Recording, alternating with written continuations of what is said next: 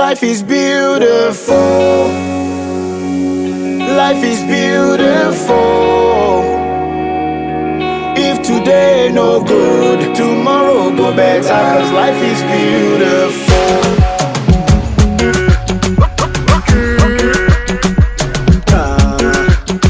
I'm a low, I'm a bimo, I'm a collie, I'm a shayo mayo. We go better in any kind of weather. I'm a jelly. Hello guys, this is Olayemi, Dear Corolla Daniels, popularly known as Dear Co Spectre, and this is another episode of Dear Co Talks Law. And on today's episode, guys, I'll be talking about legal methods. Particularly, I'll be talking about positive law. And this is just the part A of positive law, where the part B, I'll be talking about Hans Kelson. But this one, I'll be talking about John Austin's theory of positive law. So if this is your first time of coming to my channel, first of all, I want to say welcome.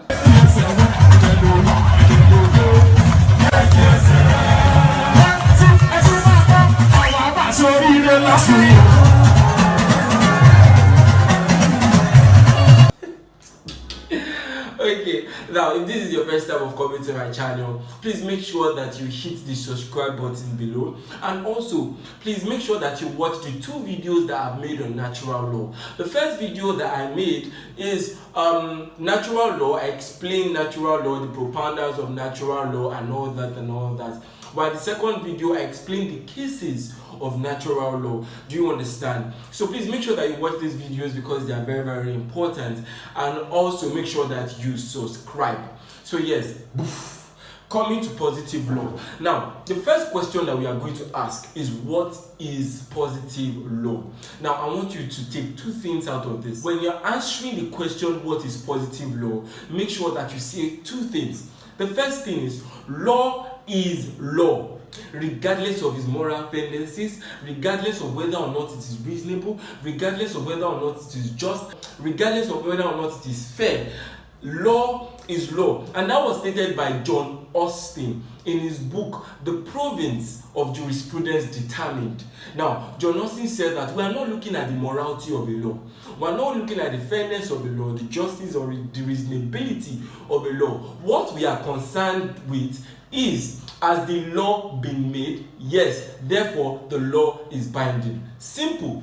Law is law. We are concerned with the lex lata, which is what law is. We are not concerned with the lex ferenda, which is what law is ought to be. There's a difference between the lex lata, what law is, and the lex ferenda, which is what law is ought to be. It is the natural lawyers that look at the lex ferenda, which is what law is ought to be, and not what law is. Do you understand that? So when you've looked at the first one, which is what I said, the first one is law is law. Lex lata, not what it is ought to be, not the morality of the law, not the reasonability of the law, not the fairness of the law. The second thing you have to look at is that law, when is made by the politically superior to be binding on the politically inferior. Do you understand? Law, when it is made by the politically superior to be binding on the politically inferior. Do you understand? And I told you that in this video, I'm going to be talking about John Austin's theory. Now, John Austin made the uncommanded commander. That is the theory known as the command theory of positive law. So basically, according to John Austin, the uncommanded commander here makes law which the people must obey. Do you understand? So now I'm going to explain this uncommanded commander, and that is the politically superior and the politically inferior, in relation to three different types of government. Now I'm going to explain it in relation to monarchy system, I'm going to explain it in relation to military rule, and I'm going to explain it in relation to democratic system, which is what is, applying in Nigeria today. Let us start with monarchy system. You know that when John Austin made this uncommanded commander rule, that's the command theory, he was talking from the perspective of monarchy system of government, which was what was existent during his time. Do you understand? So John Austin said that in a society you have the politically superior and the politically inferior. Whatever the law that has been made by the politically superior must be binding on the politically inferior. So now, in a monarchy system of government, the politically superior there is the king. Do you understand? The politically superior there is the king, and then the king makes law which the politically inferior must obey. Now, let me give an example. Now, if you guys can remember old days and all that, when we used to have Calabar customary law, when the Calabar people would say that if you give birth to twins, then your twins are going to be thrown into the bush because they are evil children and all that. You know that the person that made the law, it is customary law which the king must uphold, because the kings are the one that made the law that are binding. Now, you would say that is the gods. The kings are the representative of the gods on earth. Do you understand? So therefore, it is the kings that make those laws. So when the kings have made the laws, the politically inferior, which are the people, must obey.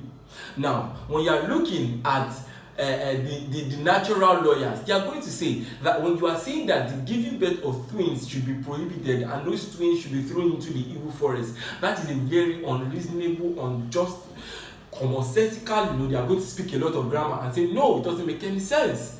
Do you understand what I'm saying? It's not going to make any sense for you to give birth to twins and then you say I should throw them into the evil forest. But according to the positive lawyers, have that law been made? Yes. If the king made the law, the people must obey. Whether or not the law is reasonable or sensible or whatever it is none of their business. Do you understand? And that is for monarchy system of government. We even have the Queen Elizabeth. First of all, that woman has been in power for how many years?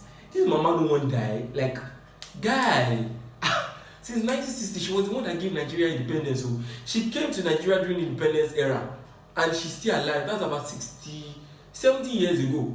70. Ha. Wow, winch past winch.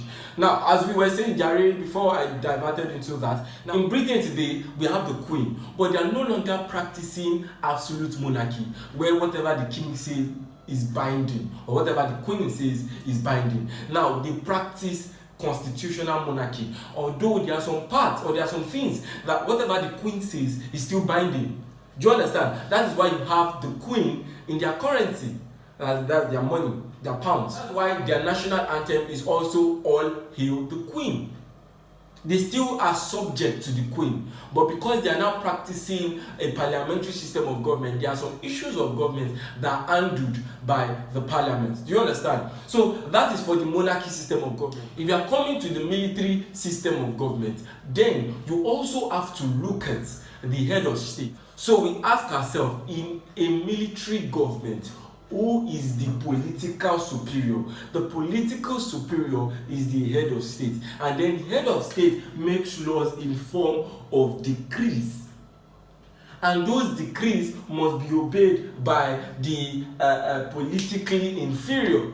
Do you understand? I need not have to explain decrees and all that to you guys, especially when you have watched the natural law videos. You understand? When the military head of state makes a decree, the people, which in this case is the politically inferior, must obey that particular decree. When you don't obey it, you know what the military is going to do to you. Do you understand? That is the sanction. So when, according to John Austin, the uncommanded commander has the power to give sanction. In military system, the head of state definitely has the power to give sanctions. In monarchy system, the Queen also have the powers to give sanctions. Do you understand? So now, let us now come to a democratic system like Nigeria. The question is it the president that has the power? Is it the president that is the uncommanded commander? Is it the legislature that is the uncommanded commander, which is the National Assembly? Or is it the judiciary that is the uncommanded commander? What do you think the question is? Now, the answer, let's start with the president. The president there, can the president make a law and his law is absolute? The answer is no. The president does not even have the power to make laws. The president can only make administrative policies. Do you understand? And that administrative policies must have an enabling law. So, for example, when the president gave an order that the whole of Lagos State there would be a lockdown, the reason he was able to do that is due to the Quarantine Act, and the Quarantine Act is his enabling law. Do you understand? So now the president cannot make law but can only make policies. So that particular policy that we should not leave Lagos, interstate travels and all that, is binding on the people. Do you understand? However, the president cannot just wake up one morning and make any law. Therefore, the president is not the uncommanded commander. Can the legislature wake up one morning and make laws? No, because the legislature can't. If you read the case of AG Lagos versus AG Fed, there was a time in Nigeria when we still had Tinubu as the governor of Lagos State and Obasanjo as the president of Nigeria. When Tinubu, there are only 20 local governments allocated to Lagos State, and therefore Obasanjo gives money from the federal account to those 20 local governments. Tinubu felt that the 20 local governments were not enough to cater for Lagos State and wanted to create more. And therefore, the Tinubu, through the House of Assembly, made a law that created more local governments. But Obasanjo said, no, the only thing I recognize, or the only number of local governments I recognize, are those stipulated in the Constitution. So if you look at first schedule of the Constitution, there are only 20 local governments for Lagos State, and those are the only 20 local governments I'm going to send money. That's allocation of revenue to. Do you understand? Now, they went to court, and then the court said that the legislature cannot just make a law without amending the Constitution, because the Constitution already stipulated what the legislature is supposed to do. And then if you look at the judiciary as well, the judiciary cannot be regarded as the uncommanded commander. Do you understand? So now, this is one of the problems you are going to see from John Austin's principle of the command theory. When you look at societies that do not practice military rule and that do not practice monarchy system of government, then we start to ask ourselves, where do we now find the uncommanded commander? The judiciary is not, the legislature is not, the president is not. Now, surprisingly, supposedly, the uncommanded commander is supposed to be the Constitution. Do you understand? Because if you go to section 1, subsection 3 of the 1999 Constitution, it will tell you that if any law is inconsistent with the provisions of the Constitution, then the Constitution will prevail, and that law shall, to the extent of its inconsistency, be null and void. Do you understand? That shows you that the Constitution is the fons et origo. That shows you that the Constitution is superior above all other laws. That also shows you that the Constitution is supreme. Do you understand? So now, if you read up provisions alone, and then you read cases, Inakoju versus Adeleke and the rest, what you will derive from it is that the Constitution is supreme, and the Constitution is supposed to be the uncommanded commander. But then, if you also go to that same Constitution and you read section 14, section 14 will tell you that sovereignty, which is what makes a person or a book like the Constitution uncommanded commander, lies with the people. Do you understand? So the Constitution recognizes the fact that the sovereign power in this Nigeria lies with Nigerians and not with the Constitution. Therefore, you cannot say that the Constitution is the uncommanded commander. The uncommanded commander becomes the people. So now, not the person, not the people in Lagos State, the people in the whole of Nigeria will be regarded as the uncommanded commander. Does that even make any sense? So, if in a society like ours, where do we find the uncommanded commander? It is not in the president, it's not in the legislature, it's not in the judiciary. Now, we think it's in the Constitution, but even the Constitution says that the people are the ones that are supreme. Do you understand? So therefore, it becomes difficult, which is one of the problems of the John Austin's theory. It becomes difficult to find where, we can pick points the uncommanded commander. Do you understand? Another thing is that when we look at systems like the military rule, when John Austin says the uncommanded commander can make any law and nobody can challenge that particular law, John Austin is giving room for dictatorship. Is giving room for people to come and make stupid laws, and those laws should not be able to be challenged. We cannot challenge a law because law is law. Do you understand? So if John Austin says that every morning military should just be walking on the road and be shooting sporadically, that law is binding. Do you get what it is? So yeah, we're not looking at the reasonability of the law, we're not looking at the moral tendencies of the law, we are only looking at law as it is. And once the law is made by a politically superior person, then that law must be obeyed. That is basically John Austin's command theory. Do you understand? So we're going to look at these two cases, but I am going to show you those two cases in the part 2 of this John Austin's theory. So make sure you subscribe and make sure that you watch the video when it eventually comes out. Thank you so much. I am Olayemi Diekola Daniel.